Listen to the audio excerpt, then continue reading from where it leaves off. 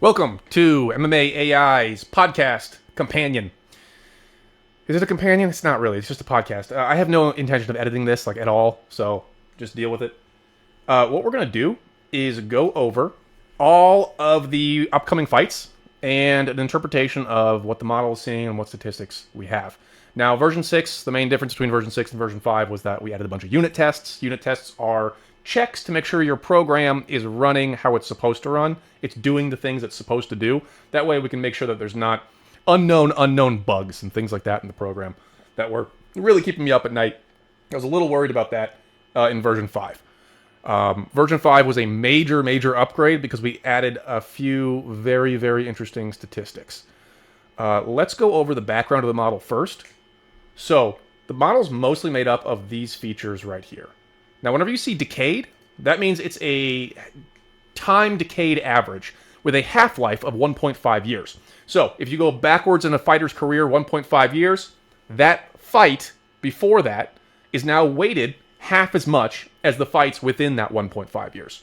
So, it's kind of like time boxes and captures recency trends in fighter statistics. That way, we're not, averaging their entire career when they might be 46 years old and everything's declined. The second one, and the most important, is adjusted performance. This is Z-score normalization. So let's say you have a fighter, Matt Hughes. And Matt Hughes, on average, against his opponents, fights, maybe he gets 50% of total strikes thrown in that fight, in each of his fights with his opponents. The standard deviation of his opponent's strikes against him is 10%. So all of his opponents either hit him 60% or 40% or somewhere in between, averaging out to 50%. They both get 50-50. Now, he's fighting BJ Penn. BJ Penn, on average, BJ Penn hits Matt Hughes for 70% of the strikes in their fight. That means that BJ Penn has taken Matt Hughes 2 standard deviations below his average against his own opponents. So it's like a measure of how good did you do against your opponent compared to your opponent's opponents. This is a very predictive stat, and I love it. So let's dive into this. Let's get into the next event, where we have Brandon Moreno versus Steve Erceg. Now, Brandon Moreno, 31-year-old. Steve Erceg, 29. That may not mean much to you. That may be like, oh, well, there's no one who has an advantage here. Kind of and kind of not, because when you look at this chart, flyweights, bantamweights, featherweights, they all average age is about 29, meaning these guys age out very quickly. It's a very speed-dependent weight class. Those lower weight classes are very speed-dependent. You look at heavyweight, you've got 3 extra years to fight. 3 extra years. It's a lot. Now, Brandon Moreno is 2 years removed from the average age of these fighters. So I wouldn't discount the age factor here. I think Steve Erceg does have an advantage there. And that's what you're seeing in fighter attributes. But Brandon Moreno has advantages basically everywhere else. His overall striking, this is like significant strikes landed, striking ratios, how many head strikes you land. That's generally a significant advantage for Brandon Moreno. His kickboxing's better, his wrestling's better, and his grappling's better. If you want to see what goes into these, we will go look at the breakdown chart here. So, let's take a look. Kickboxing is leg, body, distance, clinch, and knockdowns and KOs, while overall striking is significant strike landed round 1, and just head accuracy, head defense, that sort of thing. Grappling is ground strikes landed, ground strike defense, how many reversals you get compared to your opponent, and your sub attempts. So it's kind of like, how effective are you on the ground? And wrestling is obviously your ability to take down and to control. The overall age features and stuff, those all go inside the fighter attributes.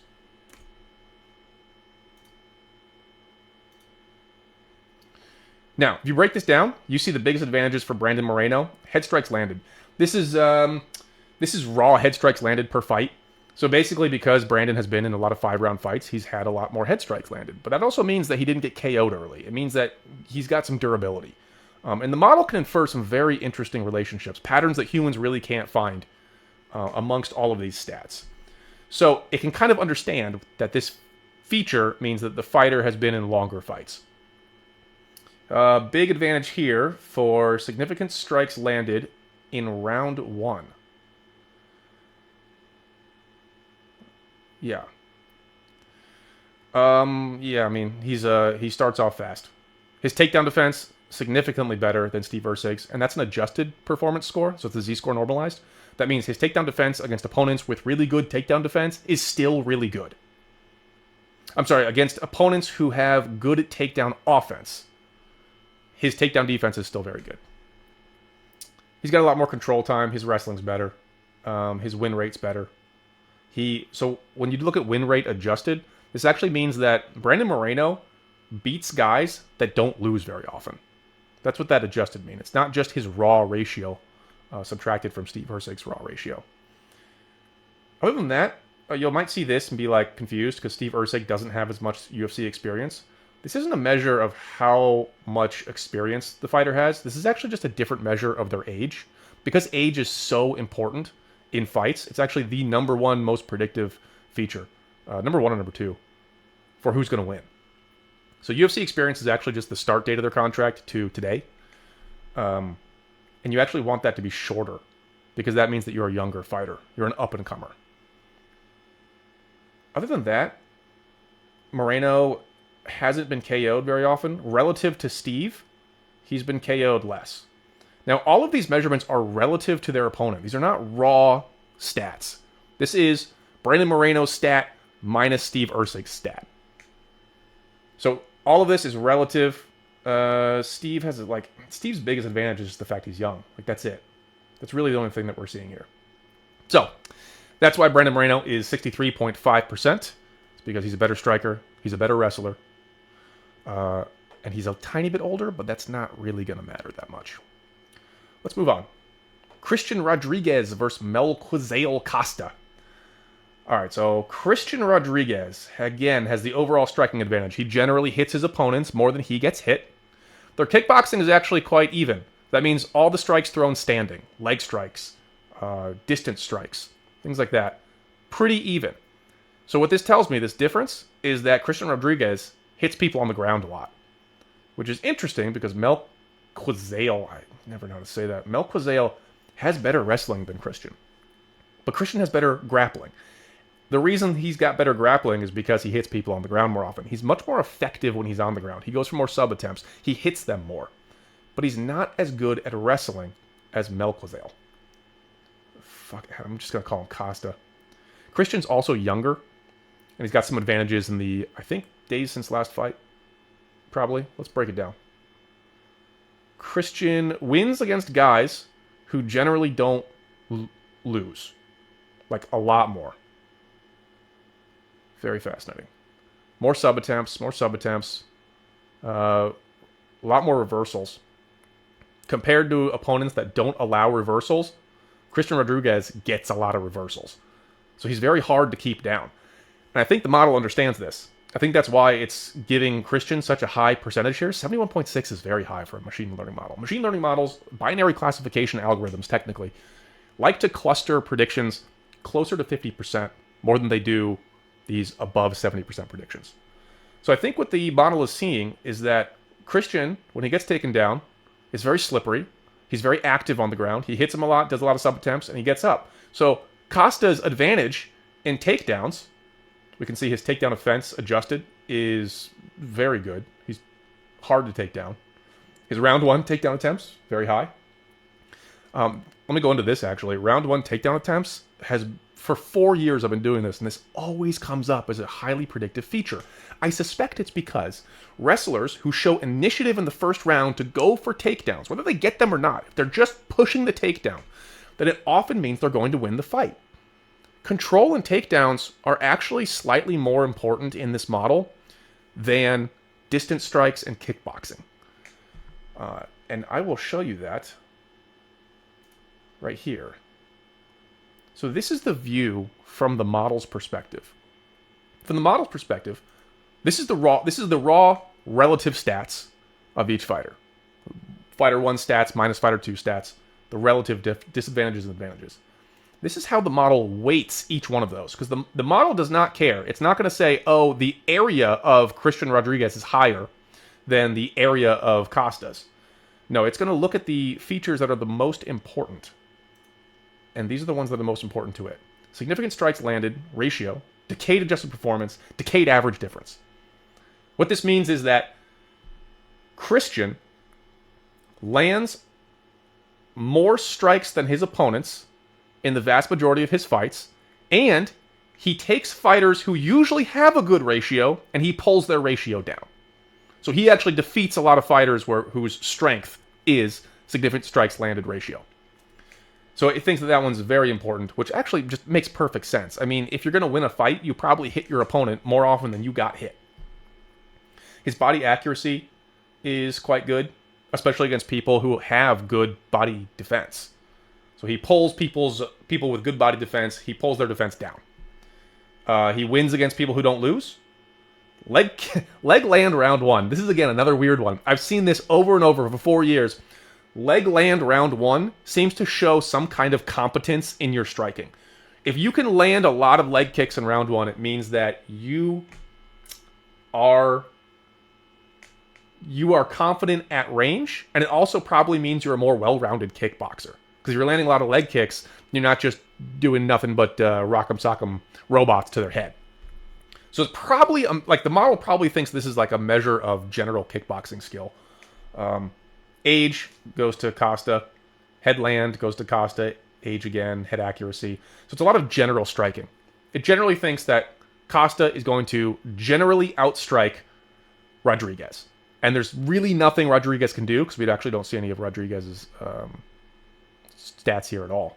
The model's weighting the vast majority of these of the top stats for Rodriguez. Now, I don't think I showed this for Brendan Moreno. Yeah, Erceg's only advantage in Brendan Moreno was UFC age. It's because he's younger. It's just saying he's younger. That's it.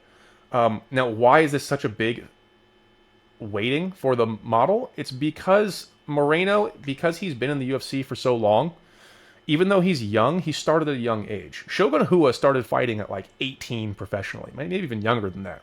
So by 28, that was a 10-year career. Even though most fighters are starting to peak at 28, 29, Shogun was starting to fade right about 28, 29, because he had a longer UFC age, quote unquote. And so they're saying that Erceg hasn't taken that much damage. He's still young and up and coming, and that may end up making a difference. But not enough of a difference for it to matter against Moreno, whose skills outweigh that. Moving on, we have Edgar Chairez versus CJ Vergara. Here, it looks like we got Vergara on the wrestling, meaning he probably gets more takedowns, has better takedown defense. Chairez, though, has much more effective grappling. Once it hits the ground, Chairez does a lot more with the ground time. He's also younger. Their overall striking is about the same, so they generally don't... They both hit their opponents about as much as the other person. Kickboxing, though, is a big advantage for Edgar Chairez. So what that means is his distance strikes, his leg strikes, he gets those a lot more on his opponents by ratio. Let's break that down. Let's take a look at why. Oh, okay. So the reason why Chairez has such an advantage in the knockdowns against, in the distance striking, is because knockdowns against counts in distance striking. What this means is that Vergara gets knocked down a lot, and Chairez does not get knocked down a lot relative to Vergara. So Vergara's probably taken quite a few more, like, pretty damaging hits to the head. That's a pretty significant difference, actually. Let's flip this around so we can read the stats. Chairez has a lot more reversals. It's interesting. CJ Vergara, when he gets on the ground, apparently has trouble getting up and flipping his opponents over. That counts for why his grappling is so high. We've got Chairez with the reach. We've got Chairez with the age. We've got Chairez with the kickboxing. We've got Chairez with the effective ground. Really, the only advantage CJ Vergara seems to have is the wrestling. Why would that be? Control time. Okay. So when Vergara gets him down, he tends to keep him down for a lot longer than Chairez does. Control time against. Yeah, he doesn't have a lot of control time against him. And his round 1 control time is actually quite good. And again, this goes back to this pattern I've seen in all these fights over the last 4 years, is that round 1 wrestling and control is a really predictive measure of who's going to win the fight. If you get taken down in round 1, when everyone's fresh, you have all the strength in the world, it probably means you're going to get taken down for the rest of the fight, which means you're probably going to lose. And CJ Vergara is quite good at controlling. But what's CJ's takedowns? Chairez has higher takedown defense, so it's actually going to be hard for CJ to get him down. Takedown suggest. Okay. Takedown success against means your opponents. So with this little gap, let's explain that gap there. CJ Vergara doesn't get taken down that often. Edgar, that's actually an advantage for CJ. Yeah, so his opponents don't take him down very often. Now, that could be a factor of his opponents just aren't wrestlers up to this point. Or it means that he's just got good takedown defense. But let's take a look at takedown defense. Now, Chairez has much better takedown defense. So this difference between these two peaks tells me that CJ Vergara just hasn't really fought a lot of guys that are trying to take him down. Edgar Chairez has the takedown defense. His guys who have tried to take him down aren't able to. When guys have tried to take down CJ Vergara, they've been able to. And again, this is an adjusted performance Z-score normalization, which means that's a measure of the fighter against his opponent's opponents, which is a much more robust feature than just raw takedown defense. So Edgar Chairez has high takedown defense against guys who have high takedown accuracy. Very interesting. Yeah, I think we understand why this is a 70% for Edgar Chairez. He's also the favorite in Vegas. Let's see what the model thinks. Now, the model's perspective on all these stats. It's weighting the sub-attempts. Wow. So Edgar Chairez has had a lot more sub-attempts compared to CJ Vergara. Edgar Chairez has a major age advantage. He's got a big significant strike-land ratio. And again, significant strike-land ratio is how many... It's a... what is that called? A bounded ratio. I'm adding up all of the strikes in the fight, and then I'm dividing how many strikes you hit on your opponent divided by all strikes. That way we avoid division by 0 issues like that. So Edgar has landed, generally outlands his opponents is all that means. Obviously age again. Age. Yeah, so it's really weighting the age a lot. We have 3 of these age factors in there saying that he's way younger. And sub-attempts, so he's very effective on the ground. Significant strikes, reach, yeah, that's just all the kickboxing. His distance is better. That's interesting. His distance striking is much better than his opponents, especially relative to CJ Vergara. And his sub-attempts and effective grappling is actually much higher as well. So there's not a lot of places for CJ to win this. CJ might be able to take him down if he tries, I guess. Except Chairez has high takedown defense, so that's probably not going to happen. He's probably not going to win on the feet, striking kickboxing. He's probably not going to submit him. Yeah, I don't really see a lot of ways that Vergara can win this. All right, that's Edgar Chairez, 70%. He's also a Vegas favorite. Let's look at Jamal Emmers versus Gabriel Miranda. Wow, Jamal has a whopping 79.9% chance to win. That's an astonishing number for the model.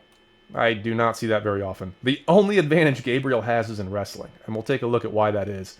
But good lord, Jamal beats the shit out of Gabriel.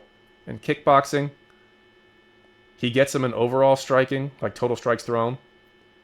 Apparently he's younger.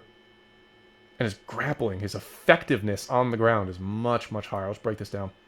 Wow, these are some big gaps. All right, so immediately we're seeing Emmers with a massive gap. Let's flip this around so we can read it. Massive gap in round 1 strikes a minute. Wow. And that's also a Z-score normalized. Meaning, against guys that don't get hit a lot in round 1, Emmers hits them a lot in round 1. And Gabriel does not hit anybody in round 1, apparently, on the ground. Which means that Jamal probably has a very good round 1 takedown and control. Yep, round 1 control time, very high. Reversal ratio, very high. Jamal can get up if he gets taken down. Or if his opponent gets a reversal, Emmers is going to get a reversal too. So here's how I see this fight playing out just by looking at these stats. Emmers takes him down in the first round. Probably beats his ass. I don't know if we have to go much more technical than that. Clinch strikes. Emmers is going to beat him up in the clinch. Where's Miranda going to win this? Let's pretend. Submission attempts. Okay, so against guys who generally don't allow submission attempts, Gabriel Miranda gets a lot of submission attempts. Considering Emmers hits people a lot on the ground, I'm not sure. I foresee Miranda going for like wild arm bars and triangles from the bottom and missing them and inflating the stat and getting punched in the face a lot. Emmers gets a much higher significant striking ratio. So he's going to beat him up on the ground. He's going to beat him up on the feet. He's got the reach ratio. He does not get KO'd or knocked down almost at all relative to Miranda. Miranda apparently has been knocked out or KO'd quite a few times compared to Emmers. Miranda does go for a lot of round one takedown attempts. So Miranda thinks he's a good wrestler. He thinks he's a good wrestler, and then when he gets on the ground, he goes for submissions. But does he strike a lot on the ground? Not really. What about control time? Emmers has better control time. Okay. All right, so here's how I see this going down. Emmers takes down Miranda in round one and beats him up. Probably does the same thing in round two. Maybe he takes a break in round two and just kickboxes him for a while. It really doesn't matter where this fight goes. So Miranda's best chance is probably to just go for a wild takedown himself in round one and try and submit him very, very quickly before Miranda takes too much damage on the ground and on the feet, where he starts getting tired and can't figure out how to get the submission off. But yeah, that's looking pretty heavily in favor of Emmers to beat him in both kickboxing and wrestling and control and ground strikes. Pretty much everywhere. What is fascinating, though, the one thing that stands out here is head defense for Gabriel Miranda is extremely high. Again, this kind of leads me to believe that Miranda... I don't know anything about Gabriel Miranda, I'm going to be honest. Leads me to believe that Miranda is some kind of BJJ fighter, where he goes for round one takedowns, goes for submission attempts, and he doesn't get hit in the head very often, because if he's on top and the guy underneath is trying to hit him, that's going to contribute to your head defense if he's not hitting you effectively. So Miranda's pretty good at being on the ground. He's pretty good at not taking too much damage on the ground. And he's pretty good at doing submission attempts. Okay. So Miranda has a submissions chance. He's got a chance to get a wild submission. Other than a wild submission, apparently a 20% chance of a wild submission for Miranda, Emmers is going to beat the piss out of him. So from the model's perspective, it's really weighting Emmers' significant strikes landing ratio. Again, makes sense, because if you hit the guy more than they hit you, you're probably going to beat their ass. Significant strikes land, significant strikes land. Head defense to Cade average actually favors Emmers.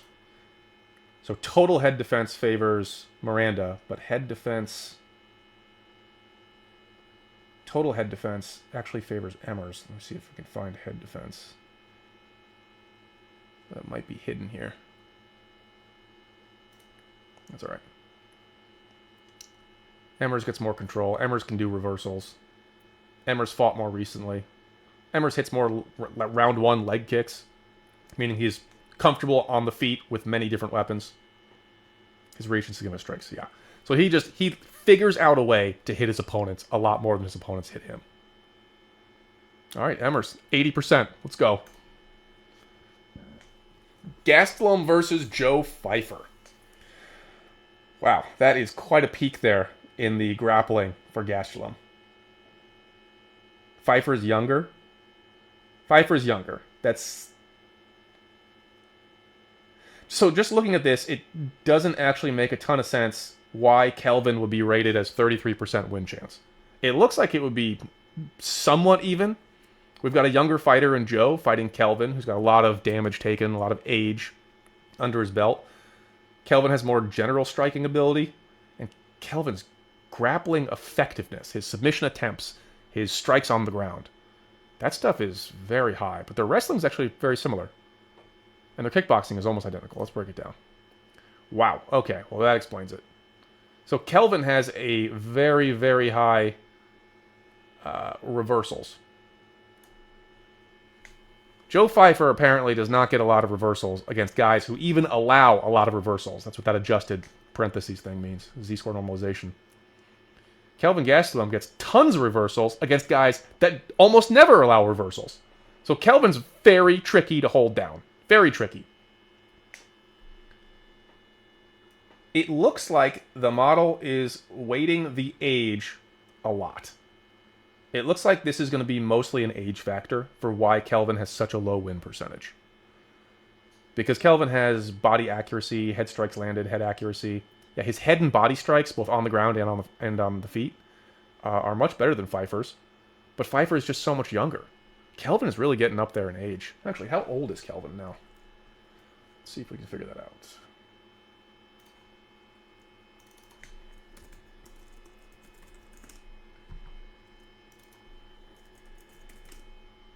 $33? Oh, he's actually not that old. How old's Pyfer? 28. So it's a 5-year age gap. It's actually a pretty special metric in UFC. Fighters who are 5 years older than their opponents lose at a significantly higher rate than fighters closer in age. Joe Pyfer being 28 basically puts him right on the cusp of his maximum potential age, which is right about 29, 30. That seems to be about the peak age for UFC fighters. Now, what I see is that UFC experience is significantly in Pyfer's advantage. That means Pyfer started fighting much later than Kevin Gastelum. So although there's only a 5-year age gap between them, Gastelum has been in a lot more car wrecks in the cage. He's taken a lot more damage. He's going to be a lot slower because of that. And I've noticed, watching fighters decline, that decline comes very quickly. Robert Whittaker is a great example. Robert Whittaker looked unbeatable. My model predicted that Dricus du Plessis was going to beat him at plus 300 odds. And everyone told me I was crazy. But I guess it just kind of figured out that Robert, even though he had phenomenal performances leading up to that fight, was starting to age out. That's where that UFC experience and UFC age kind of comes in. When you start young, you end young. You can be 31. You can be Shogun Rua. Dead at, essentially 28. Anyways, we've got body, yeah, okay. Head and body all goes to Gastelum, but Pyfer just has a massive age advantage. Takedowns against. Pyfer doesn't get taken down very often. Oh, sorry, knockdowns against. Pyfer doesn't get knocked down very often, but Kelvin Gastelum does. Relative to each other. Submission attempts go to Pyfer, so Pyfer's got maybe a little bit more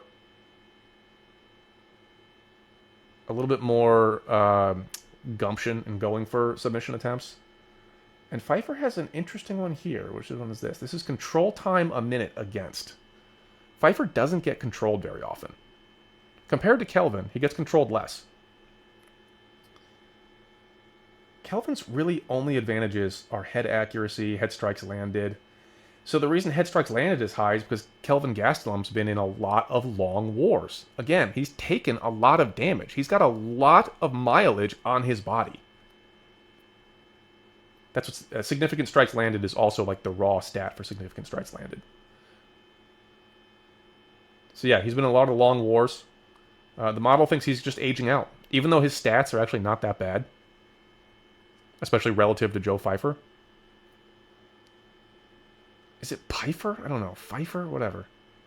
The model just thinks he's aging out. Let's take a look here. Yep. UFC age decayed average.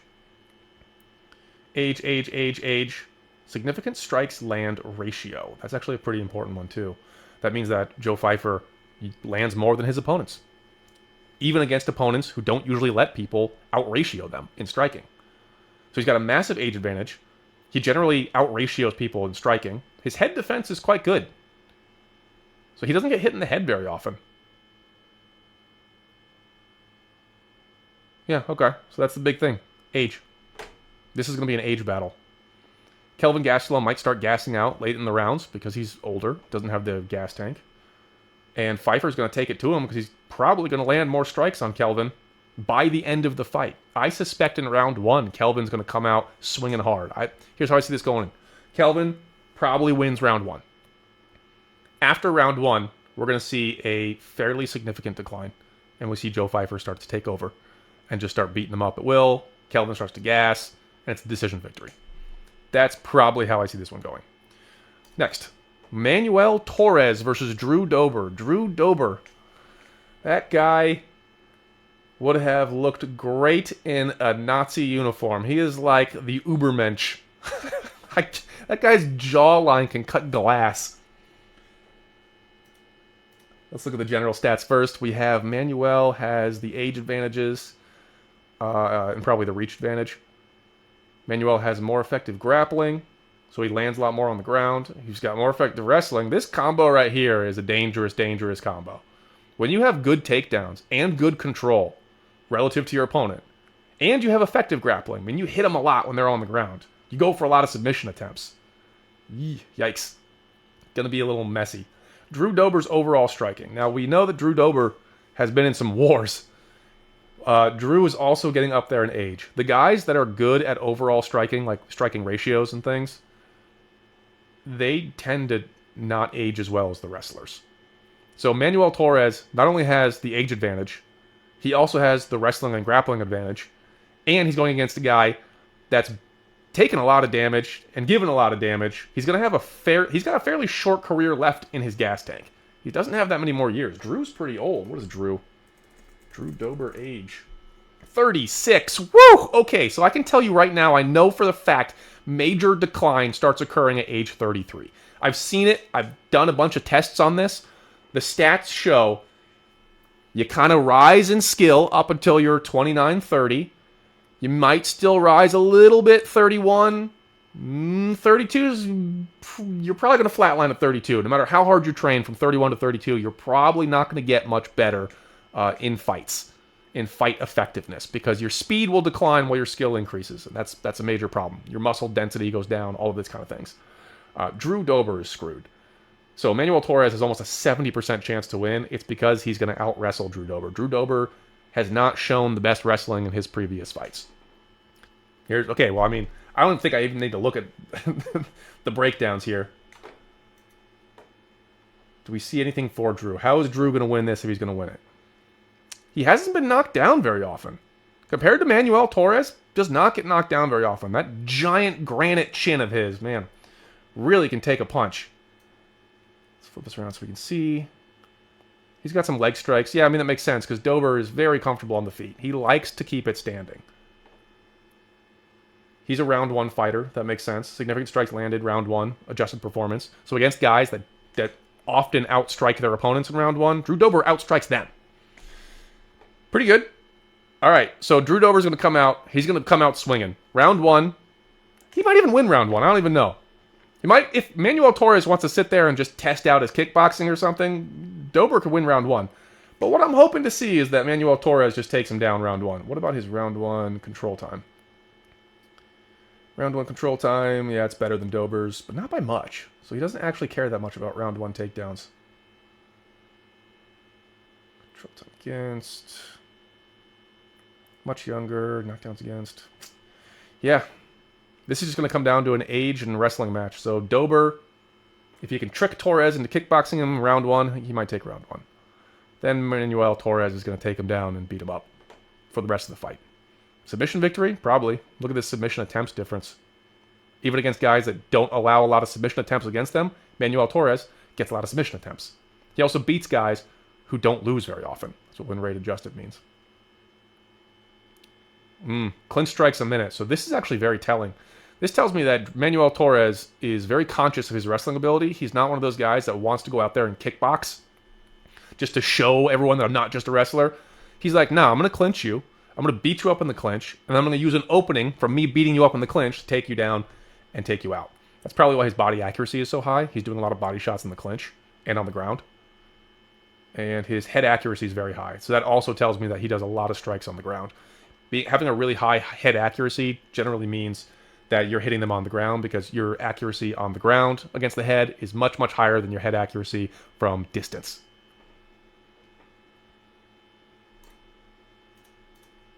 And the model thinks, yep, this is going to be an age contest for sure. Age is the biggest difference.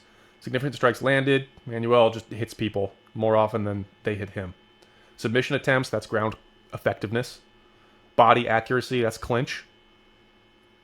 Again, significant strikes landed. That means he's hitting him on the ground a lot. He's getting lots of strikes in on the ground. He's very effective once he gets him down.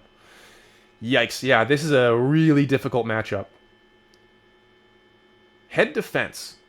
Drew's head defense in his past several fights has been very good. In the last 1.5 years, his head defense has actually outperformed Manuel Torres' head defense by quite a bit. I suspect that's probably because Manuel Torres is taking people down and punching them in the head a lot. So he doesn't, like, if he gets hit a couple times in the head, his opponent may not have had that many chances to even try. So if they land 2 strikes and they attempt 2 head strikes and they land them, oh wow, Manuel Torres' head defense is now fairly low. Unfortunately, they're getting punched in the face a lot more than they're punching Manuel Torres. So the head defense doesn't matter that much for Manuel Torres, which is probably why that favors Drew Dober so much in this relative sense. All right, should be pretty easy. Manuel Torres, take him down, beat him up, probably submit him. I'm going to go second round submission. Probably makes sense. Wear him down in the first round, let that age kick in, then submit him. Rafa Garcia versus Pichel. Or maybe Vince. Again, I never know how to pronounce these things. Rafa is way younger, probably fought a lot more often, just judging from this. Grappling, wrestling even. Overall striking, slight advantage to Vince. And kickboxing, slight advantage to Rafa. Which tells me that Vince actually probably gets a decent amount of ground strikes in. Or else Rafa's defense and accuracy is actually higher than Vince. Let's find out. Woo, days since last fight. Yeah, Rafa fights a lot. Rafa is younger in the UFC. He's much younger in age. This is, again, going to be another age battle. This whole event's like just a bunch of geriatrics fighting young up-and-comers. What is this? Ground defense? Wow. Rafa's got really good ground defense. Ground defense is an odd stat because generally ground defense is very low. Like, it's hard not to get hit in the head when people are trying to hit you in the head and they're on top of you. So his ground defense is way better than Vink's.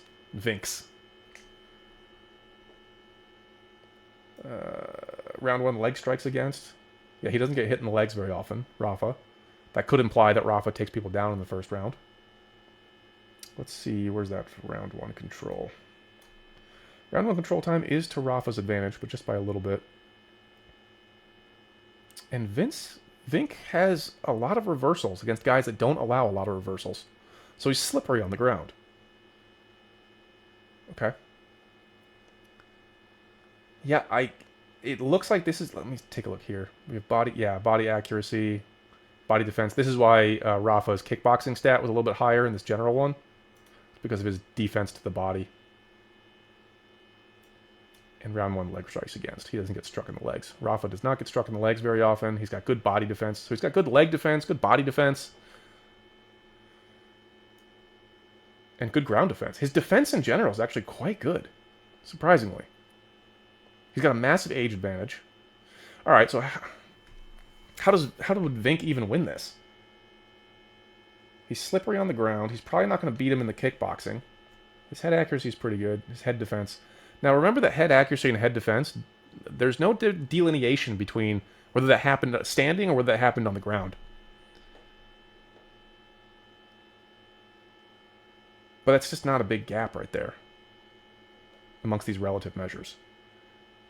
Vink's biggest advantage is, what is that, KOs against? Yeah, so Vink hasn't been KO'd as much as Rafa. That's fine, because Rafa's very young. It's not going to matter that much. The model seems to understand that. All right. I mean, this might be an interesting matchup.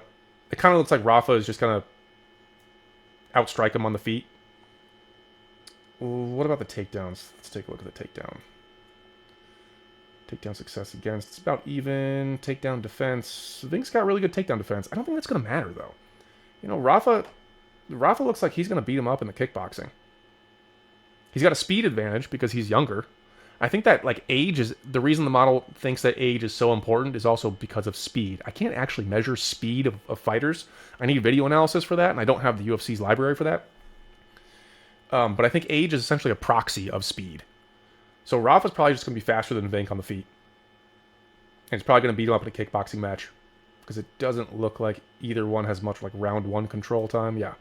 They don't care that much about round 1 submissions. They're not, like, actively going for a game plan of get this guy down immediately and then beat him up. they're going to try and kickbox, and Vink is probably going to lose the kickboxing match because he doesn't have as good defense. He doesn't have as much speed. All right, this might go to decision. Probably going to say Rafa. All 3 rounds. Decision. Age. Fights more often. Strikes land round 1. Fast. He's a fast fighter. Headland. He lands a lot of head strikes. He's got more submission attempts compared to Vink. So yeah, if it goes to the ground, Rafa can submit him. If it stays on the feet, he's going to outstrike him. And the biggest advantages that that Vink has is he hasn't been KO'd as much. And he lands some more leg kicks in round 1. That's not going to make a difference. All right, it's set. We have Rafa Garcia beating up Vink. All 3 rounds, probably a decision. 29-28 maybe. Maybe Vink takes one of these. Last fight. Raul Rosas Jr., the youngest fighter in the UFC. And Vince Morales. I don't know who the hell Vince Morales is.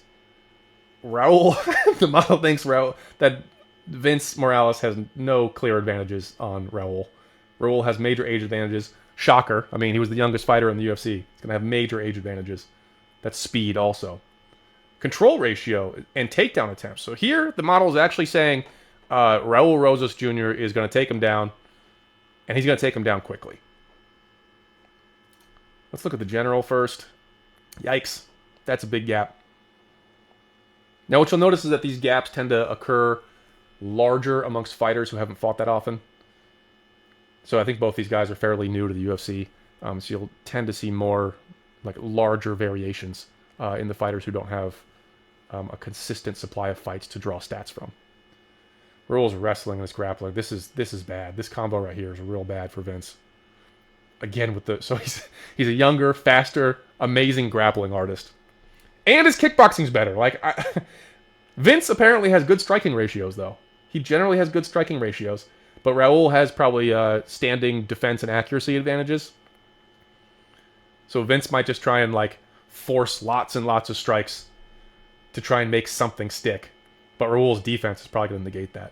And his wrestling and grappling is obviously going to negate that. And the speed's also going to negate that. 77.1. Ugh. Age. How often he fights. So Raul has the age, how often he fights. Raul wins against guys that don't usually lose. Compared to Vince, that's a relative measure. Ground strikes a minute. Round 1 ground strikes a minute is a banger for Raul. Raul loves hitting them on the ground in the first round. He's very effective at it. His takedown defense is better. His round 1 takedown attempts is very high. So he is one of these guys that's like, all right, I'm going to come in here. I'm going to take you down as soon as I possibly can, so now I can just rabbit punch you to death. What is Vince going to do against this? His reversals are actually very high. Now, here's the thing. I think Raul's reversals might actually be 0. He may have never gotten a reversal because he's never really had to. So Vince is fighting off his back relatively often, and he's gotten pretty good at standing up. That's what this tells me. His sub attempts are pretty high, but his takedowns just are not there. So, what, he's going to get an armbar from the guard? I don't think so. Really doubt that. Vince is going to go for some takedowns when he's on his back. Triangle attempts. Probably some arm bars. I think triangle probably most likely from the back. And it won't even be close. Raul will be in no danger. Raul's just going to take him down and smash him out. Maybe probably rear naked choke. Round 1, round 2. That's probably how I see this one going. All right. That wraps up the fight podcast for MMA-AI. Like and subscribe. And we'll try and get these done every week to try and give you some more interpretation of these results. Age, control. Yep. All right.